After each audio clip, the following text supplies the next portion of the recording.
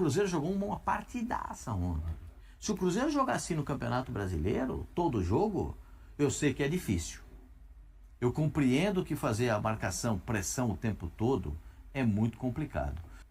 Dudu eu não concordo muito de ficar no banco, porque o Dudu é participativo. Ah, mas não do jeito que, o Leonardo Jardim pede. Mas Dudu, se ele fizer isso aí, Pascoal, em 15 minutos ele morre. Não, mas 15 minutos ele já não participa mais do jogo. Deixa ele fazer, ué. E aí você vai perder um jogador com 15 minutos? Não é característica do Gabigol, não é característica do Gabigol exercer essa pressão. Sim. O Gabigol é o jogador de ter a bola ou de, estando com a bola, ter companheiros para apoiá-lo. Ele joga no chamado jogo apoiado, né? O Gabigol?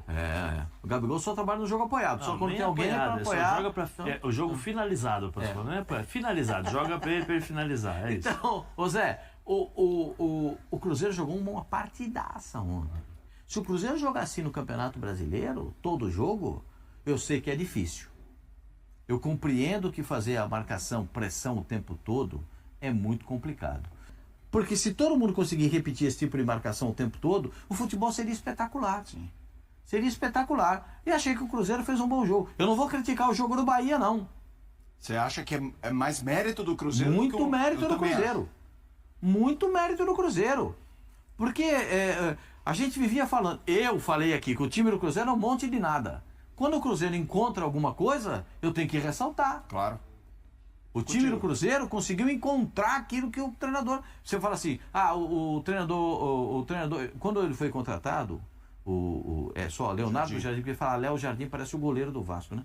O Leonardo Jardim foi contratado, eu disse aqui, o Cruzeiro tem um elenco capaz de contemplar tudo aquilo que ele pensa de futebol. Uhum. Pressão na marcação, né? Sim. O chamado perde, pressiona. A marcação adiantada, vai expor a defesa, vai precisar de um volante na frente da zaga. E hoje, o que está acontecendo? Melhorou o time do Cruzeiro de qual forma? Marcando pressão, perde a bola, pressiona, não deixa o adversário chegar, dá oportunidade, porque o futebol é assim, em uma ou outra oportunidade o adversário vai ter chance de gol. E você tem que entender isso do futebol. Mas você tem que minimizar isso e melhorar aquilo que você tem com potencialidade de fazer o gol. E acho que o Léo Jardim potenciou, deu uma potencializada naquilo que fez o time do Cruzeiro ao longo do campeonato. Melhorou muito. Dudu. Aí a gente volta àquela questão, né? Sem um Gabigol e sem um Dudu. Não, como ele potencializou o ataque, eu acho que esses dois jogadores saíram exatamente por essa força. A gente falou que o Eric, você acabou de falar, o Eric jogou de ponta. Sim. Ele era ponta? Não, ele sai. Mas por que ele jogou? Porque ele é dinâmico. Sim, e ele facilita o lateral também. Claro. Porque o Gabigol, o Zé falou, né? Eu acho que o Dudu não faria, e eu acho que fez pouco na carreira isso. Essa questão de marcar a pressão, que não aguentaria 15 minutos, eu concordo. Porque o Gabigol fez isso no Flamengo do Jorge Jesus, mas era o Gabigol querendo se tornar. Era o Gabigol se tornar o atacante para se tornar o ídolo. Uhum. E o Caio Jorge é o Gabigol de 2019. É o cara que está procurando o espaço dele, e eu acho que Gabigol, depois que se tornou o cara, né, o Gabigol mesmo, o ícone, exato. Ele deixou de fazer isso. E aí o Jorge Jesus saiu. O Tite ele não jogou, até nesse jogo posicional, né? A gente tá vendo até aí a tela. Não, mas fica à vontade de falar em cima dela. O que a gente vê é o Caio Jorge sendo um cara mais efetivo, principalmente no Cruzeiro sem a bola. Porque o Bahia é um time que já tem essa característica, né? De sair jogando, de ter essa qualidade na saída de bola. O Ronaldo foi o titular e depois da lesão foi o Marcos Felipe, que já não tem tanto assim. Com o Ronaldo com o Ronaldo nenhum gol, e a gente tá vendo o Ronaldo aí nas saídas. O Ronaldo nenhum gol, com o Marcos Felipe 3 gols sofridos. Eu acho que por isso ele foi titular. Mas eu acho que o Caio Jorge ele traz algo que o técnico que foi contratado, porque quando o Gabigol foi contratado era outro, né? Era o Fernando Diniz, traz o que o Gabigol não oferece, que eu acho que o Caio Jorge traz. Tanto que se falava muito, né? Que poderia jogar o Caio Jorge até pelos lados do campo, ser um atacante que faça a função do Christian, por exemplo, porque tem essa capacidade de pressionar a lateral, recuperar, acelerar, finalizar. O Gabigol ele se parece muito com o Yuri Alberto. E acho que o Yuri Alberto, nesse aspecto, ainda tem algo a mais que o Gabigol não tem. né? Que o Yuri Alberto como o Gabigol, ele depende de um time para criar as jogadas para que ele possa finalizar. Né? Por exemplo, o Yuri Alberto é participativo nesse negócio de volta para marcar, corre o tempo todo, briga. E mesmo na construção, mesmo na construção, tem as suas dificuldades técnicas, a gente percebe isso e tal. E assim, o Gabigol é da mesma forma. É um cara que precisa do time criar as jogadas para ele finalizar.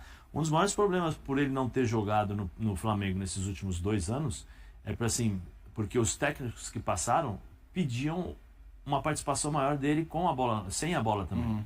Porque o futebol, a cada ano que passa, eu vou falar uma coisa que assim, em alguns aspectos ele fica chato, porque não fica tão vistoso, não é mais, é difícil de você encontrar um time que joga aquele futebol bonito, leve. Eu acho que o Flamengo consegue fazer isso, mas você vê, o Flamengo todo mundo corre. Mas a comparação do Gabigol com o Yuri Alberto nesse sentido é que assim, o Gabigol tem dificuldades de jogar de costas pro gol. Ele não consegue. Fazer pivô, ele não consegue. O Yuri Alberto também não. Não se sente. Nessa comparação com o Yuri Alberto. O Yuri Alberto também não consegue fazer isso, tem dificuldades. Né? De fazer um 2, talvez o Gabigol tenha uma facilidade maior. Ele é mais técnico que o Yuri Alberto. Para fazer um 2, para fazer a jogada, para criar a jogada. Isso, você vê, o Gabigol sai às vezes para o lado para fazer aquele. Né, ele consagrou o Pedro nesse sentido, de participar. Ele é ponta de origem, né? Na base ele era. Na base, assim.